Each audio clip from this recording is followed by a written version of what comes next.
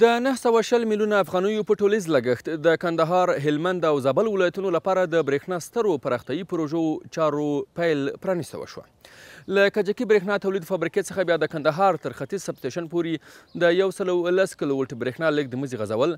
د کندهار ختیځ او قلات سب سټیشنونو پاتې نیمګړو چارو بشپړول او کندهار ختیځ سب سټیشن کې د غیر فعال توانایي جبرانونکي سیستم فعالول هغه لویې پروژې دي چې د ریاست الوزرا اقتصادي مرستیال ښاغلي ملا عبدالغني برادر، د اماراتي شرکتونو لوی رئیس ښاغلي مولوي احمد جان بلال، د معدن وزارت وزیر ښاغلي الحاج ملا هدایت الله بدري، د مخابراتو او ټکنالوژي وزیر ښاغلي مولوي نجیب الله حقانی، د زراعت او مالداري وزیر ښاغلي مولوي عطاالله عمري، کندهار برېښنا ریاست مسؤلینو، خپلواکه ادارو رئیسانو، پانګوالو او بیلابیلو اماراتي ادارو اساسو په حضور کې د چارو پیل پرانیسته وشوه.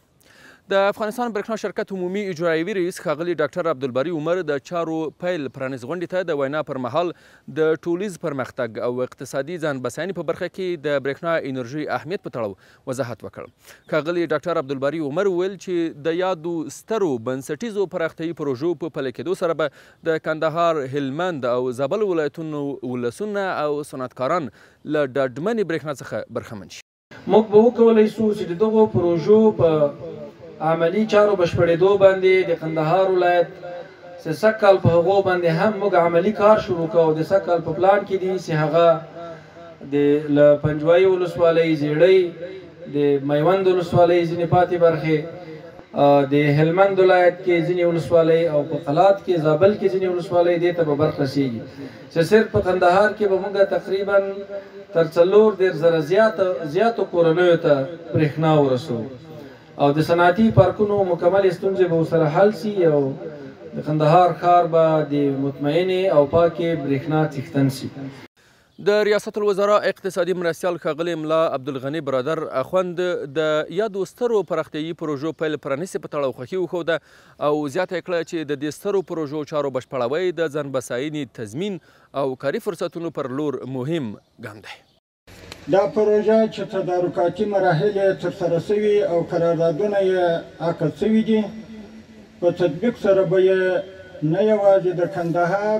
اوسېدونکو صنعت او ځینو نورو کلیو او برېښنا تامین کړي، بلکې په کجکي بند کې هغه اضافي تولیدونکي برېښنا به هم په مؤثره توګه جذب شي. د اماراتي شرکتونو لوی رئیس ښاغلي مولوي احمد جان بلال په خپلو څرګندونو کې د هیواد د پرمختګ او لازمو سهولتونو رامنځته کولو په پار دا پروژې خورا مهمې وبللې. ښاغلي بلال وویل د روان کال په دوام ټاکل شوي چې د 900 میګاواټه په ظرفیت د برېښنا کورني تولید په برخه کې تړونونه لاسلیک شي. د سږ کال په اوږدو کې ان شاء الله العزیز د 900 میګاواټه داخلي تولید قراردادونه ترسره او عملاً به یې چارې پیل سي چې د دې کار په ترسره کولو سره به د موږ تاسې اړتیا تر یو حده پورې پوره سي. په ورته مهال د معدن وزارت وزیر ښاغلي الحاج ملا هدایت الله بدري د برېښنا تولید په برخه کې د شویو پرمختګونو یاده وکړه او هیله یې څرګنده کړه چې د دې چارې دوام به د صنعت برخې اړتیاوې پوره کړي. نو واقعي هغه وخت به موږ تاسې د ښه صنعت خاوندان شو چې موږ خپل په کور دننه کې برق ولرو او موږ تاسې خپل د صنعت کم ضرورت چې دی هغه وروپوره کړو، خپل د خلکو ضرورت چې دی د برق هغه وروپوره کړو.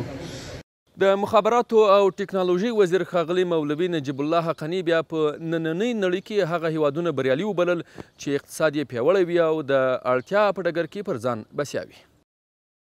نن د کامیابۍ معیار هغه اقتصادي پیاوړتیا او اقتصادي پیشرفت دی. دا چې په اقتصادي میدان کې برېښنا دا تقریبا د روح حیثیت لري،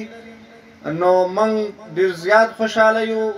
چې نن موږ په دغه میدان کې یو قدم دو. د زراعت او مالداري وزیر ښاغلي مولوي عطاالله عمري برېښنا د نن ژوند اساسي لومړیتوب یاد کړ او کندهار ته د وارداتي او کجکي تولید شوی برېښنا رسیدنه یې د پام وړ پرمختګ یاد کړ. از اون طرف از ازبکستان و ترکمنستان هم که برق میان او هم تا به اینجا آمده میتونه و هم کجکی. این یک نعمت بزرگ الهی هستند. باید یاد وشي چې د یادو سترو پروژو په پلي کېدا سره به زرګونه کورونه د برېښنا له نعمت څخه برخمن شي.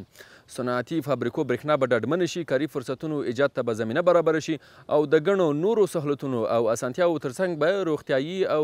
ښوونیزو ادارو ته ډاډمنه برېښنا تامین شي.